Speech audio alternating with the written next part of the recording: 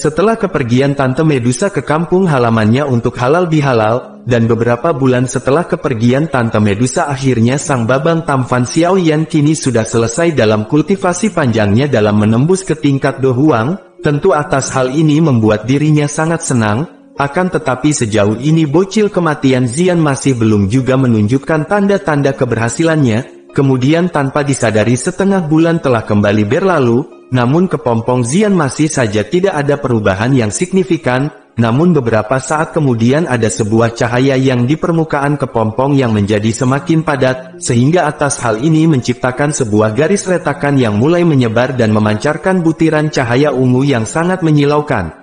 Kemudian kita diperlihatkan kepada Xiaoyan yang saat ini sedang tergantung di udara di atas lembah. Pada saat ini tangannya dengan cepat membentuk sebuah segel pembalik laut, lalu tiba-tiba saja tangannya langsung mengeluarkan doki yang sangat kuat dan dengan cepat langsung menyelimuti tangan Xiaoyan, lalu dengan memadatkan cahaya hijau giok yang keluar dari jari-jarinya Xiaoyan langsung mencoba melesatkan serangannya ke arah pelindung yang diberikan oleh Tante Medusa. Bahkan atas serangan ini menciptakan sebuah suara guncangan bumi yang sangat keras. Lalu sesaat kemudian pelindung yang diciptakan oleh Tante Medusa dapat dihancurkan oleh Xiaoyan. Atas hal ini membuat Xiaoyan menghela nafas panjang, karena teknik ini akan menjadi segel kedua dari keterampilan segel dewa yang sebelumnya sudah diberikan oleh Sun Er. Diketahui jika kekuatan dari segel laut membalik ini dapat dikatakan jauh lebih kuat daripada segel gunung terbuka yang sudah Xiaoyan kuasai. Akan tetapi Xiaoyan juga baru bisa mempelajarinya ketika dirinya sudah berada di tingkat Do Huang seperti saat ini. Singkat cerita, Xiaoyan sudah menghabiskan sebagian besar waktunya selama 2 bulan hanya untuk berlatih keterampilan segel dewa supaya bisa maksimal dalam menguasainya, dan benar saja usaha kerasnya kini terbayarkan, karena untuk pertama kalinya akhirnya Babang Xiaoyan sang Mythic Glory bintang sejuta berhasil melepaskannya jauh lebih baik dari yang sebelumnya. Walaupun masih belum bisa maksimal, namun Xiaoyan tidak bisa membayangkan akan seperti apa jika teknik ini bisa sepenuhnya dikuasai.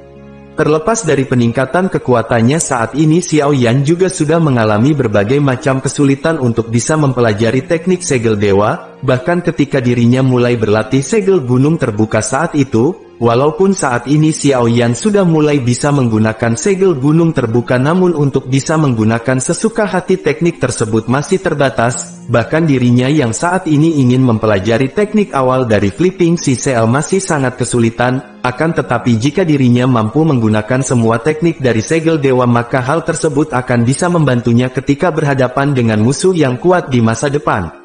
Kemudian setelah itu saat ini Xiaoyan juga terkejut saat merasakan getaran yang tiba-tiba terjadi, dan langsung memalingkan wajahnya ke arah kepompong cahaya berwarna ungu. Di sini Xiaoyan juga berkata, apakah bocil Luknut sudah menyelesaikan kultivasinya? Kemudian disusul dengan suara retakan kecil yang muncul, lalu sinar ungu cerah yang tak terhitung jumlahnya memancar dari garis retakan dan melesat ke langit.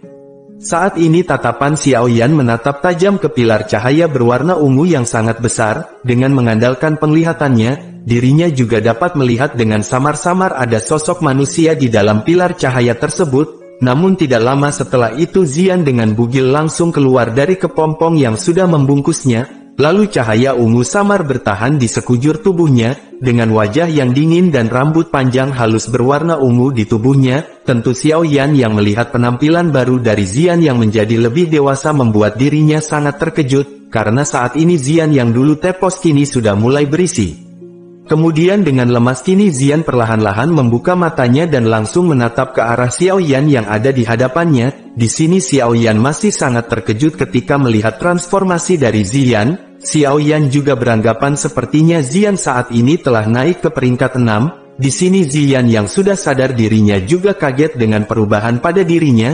Xian yang melihat Xiaoyan menatapnya membuat dirinya langsung menerkam Xiaoyan dengan marah. Bahkan kedua tangannya berulang kali mencakar wajah Xiaoyan. Melihat hal ini Xiaoyan hanya memeluk Xian yang telah menerkamnya, sehingga saat ini Xiaoyan dapat merasakan kulitnya yang sangat lembut dan halus seperti kain sutera. Karena Xian saat ini bugil membuat Xiaoyan langsung mengeluarkan pakaian untuk Xian. Lalu setelah itu Xiaoyan di sini mengelus kepala Xian sambil berkata, "Diam ya Cuk, Kalau tidak mau diam nanti gak Om kasih THR dan tidak akan membuatkan pil transformasi tubuh untukmu. Mendengar perkataan Xiao Yan membuat Zian hanya menundukkan kepalanya dan bergumam, apa kamu bilang rumput transformasi tubuh? Kemudian Xiao Yan di sini tertawa sambil berkata, penampilanmu saat ini tidak terlalu buruk dan sudah seperti anak remaja. Mendengar ejekan Xiao Yan, Zian di sini dengan tatapan jijiknya langsung menjawab, kebohongan apa yang kamu ucapkan, jelas-jelas seleramu yang montok-montok, bahkan Tante Medusa juga pernah berkata jika seleramu juga janda pirang tato kadal yang bohai. Tentu Xiao Yan yang mendengar perkataan tersebut membuat dirinya merasa sangat malu, sehingga dirinya langsung mencubit wajah Zian dan langsung mengalihkan pembicaraan dengan berkata, baiklah, karena kamu sudah berhasil naik peringkat, maka mari kita tinggalkan tempat ini. Aku juga tidak tahu persis sudah berapa lama kami tinggal di sini. Zian yang sedikit merasakan kepergian Tante Medusa dirinya pun langsung bertanya, apakah Tante Medusa sudah pergi lebih dulu? Kemudian Xiao Yan langsung menjawab, betul Lur, karena telah terjadi sesuatu pada suku ular, sehingga membuat dirinya harus segera kembali untuk menyelesaikan masalah tersebut. Lalu saat ini kita juga bisa melakukan perjalanan ke sana untuk bisa membantunya juga. Zian yang mendengar perkataan dan ajakan Xiao Yan untuk datang ke negeri ular membuat dirinya tersenyum dan berkata, selama ini Tante Medusa juga sudah banyak membantuku, sehingga atas hal tersebut membuat aku sangat tidak keberatan, ditambah lagi hubungannya dengan Tante Medusa juga cukup baik, sehingga dirinya juga harus mau membantunya ketika sedang menghadapi masalah. Kemudian keduanya kini langsung terbang ke atas langit lalu melihat ada sebuah segel spesial yang ditinggalkan oleh Tante Medusa. Zian berkata, apakah ini segel spasial yang hanya seorang elit Dozong saja yang bisa menggunakannya? Seperti Tante Medusa yang sudah membuatkan ini untuk kita. Xiao Yan kemudian menjawab, betul sekali ini adalah segel spasial, sepertinya Medusa melakukan ini karena dirinya harus pergi, dan untuk menghindari ada yang mengganggu kita dalam berkultivasi maka dia menempatkan kunci spasial ini di atas lembah ini, karena saat ini Xiao Yan dan Zian sudah selesai berkultivasi maka saat ini Xiao Yan langsung berniat akan menghancurkannya saja. Kemudian doki dalam tubuh Xiao Yan langsung melonjak liar. Tentu kunci spasial yang diciptakan dari semua kekuatan Medusa ini sangatlah kuat, bahkan jika Xiao Yan masih belum menjadi Do Huang maka kemungkinan besar untuk bisa memecahkannya sangatlah rendah. Akan tetapi ketika Xiao Yan akan melancarkan serangannya justru di sini Zian menghentikan dan berkata, dasar Om Cabul, yang kau tahu hanyalah bagaimana menggunakan kekerasan saja. Kemudian disusul dengan cahaya ungu aneh yang merembes keluar dari tubuhnya. Dan ketika dia akan bersentuhan dengan segel spasial yang berbentuk kubah ini justru tubuhnya langsung menjadi seperti ikan yang berenang dan menembus halangan itu lalu menghilang.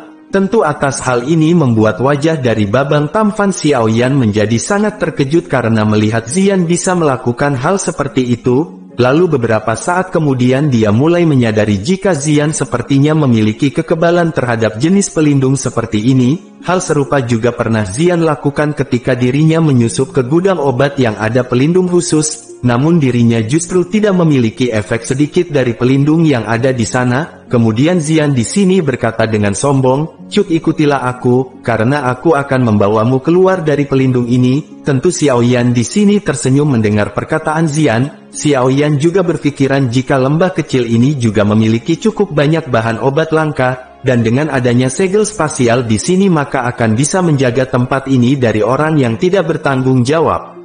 Kemudian saat ini Xiao Yan meraih Zian lalu cahaya ungu samar langsung menyebar padanya dan dengan cepat membungkus tubuh Xiao Yan, lalu kedua tubuh mereka pun langsung menyusut dan melewati pelindung itu. Akhirnya saat ini Xiao Yan dan Zian telah benar-benar keluar. Xiao Yan juga menghela nafas lega saat dia melihat pegunungan yang luas, karena setelah tinggal cukup lama di dalam gua membuat dirinya hampir lupa dengan angin yang bertiup ke tubuhnya. Lalu saat ini keduanya memutuskan untuk pergi dari tempat ini, sehingga keduanya saat ini berubah menjadi sinar cahaya dan langsung terbang melintasi langit. Dengan kecepatan tinggi mereka membawa tekanan angin yang meninggalkan riak pepohonan di bawah mereka. Akan tetapi saat ini Babang Tampan justru tiba-tiba berhenti. Tentu atas hal ini membuat Zian bertanya, "Apa yang sedang kamu lakukan Xiao Yan?" Kemudian Xiao Yan menjawab, "Sepertinya lembah ini terlalu sepi, karena sejauh ini dirinya masih belum mendengar satupun raungan dari binatang ajaib. Zian di sini juga merasa jika ada yang tidak beres, bahkan ketika Zian mencoba merasakan ke sekelilingnya dia sama sekali tidak merasakan keberadaan dari binatang ajaib yang tinggal di sini. Lalu tiba-tiba saja Zian juga merasakan sebuah bau yang tidak biasa. Xiao Yan awalnya kaget saat mendengar hal ini, kemudian dirinya mencoba untuk menghirup udara, lalu ekspresinya berubah dan berkata, "Jangan menghirupnya ke dalam tubuhmu. Sepertinya udara ini sudah bercampur dengan gas beracun." Tentu atas hal ini membuat Xiao Yan bertanya-tanya tentang apa yang sebenarnya terjadi. Kemudian Xiao Yan di sini berkata, "Ayo pergi, kita akan terlebih dahulu pergi ke kota kecil Qingshan untuk melihatnya dulu, karena dalam kasus ini sepertinya dia harus mencari tempat untuk bisa mendapatkan suatu informasi terkait kejadian ini." Zian yang mendengar saran Xiao Yan dia pun langsung mengangguk dan bertanya, apakah gas beracun ini dikeluarkan oleh dokter peri kecil yang sempat mereka temui di lembah? Kemudian Xiao Yan langsung menjawab, seharusnya bukan, karena menurut Xiao Yan gas beracun ini tidak dianggap kuat, dan ada perbedaan jika dibandingkan dengan milik peri kecil, karena Xiao Yan juga sangat memahami dengan keterampilan racun milik dokter peri kecil, dan jika ini adalah ulahnya maka kemungkinan besar saat ini tidak akan ada satu orang pun yang masih hidup dalam jarak 500 km. Kemudian kita diperlihatkan ke kota Qingshan yang sudah berbeda dengan tahun-tahun sebelumnya, karena saat ini kota ini terlihat sangat sepi dari lalu lalang manusia, bahkan saat ini gerbang di sekitarnya pun tertutup rapat. Lalu kita diperlihatkan kepada para pengangguran sukses yang hobinya nyebat magnum, yakni pria parubaya bernama Yan Cheng, lalu di sampingnya ada Paman Kagang dan juga Lin Er. Di sini mereka yang melihat ada orang yang akan memasuki area kota Qingshan berkata, bagaimana bisa para pengguna racun ini memasuki area tengah kekaisaran? Apakah garis depan tidak memiliki garis pertahanan dari aliansi Yan dan keluarga kekaisaran?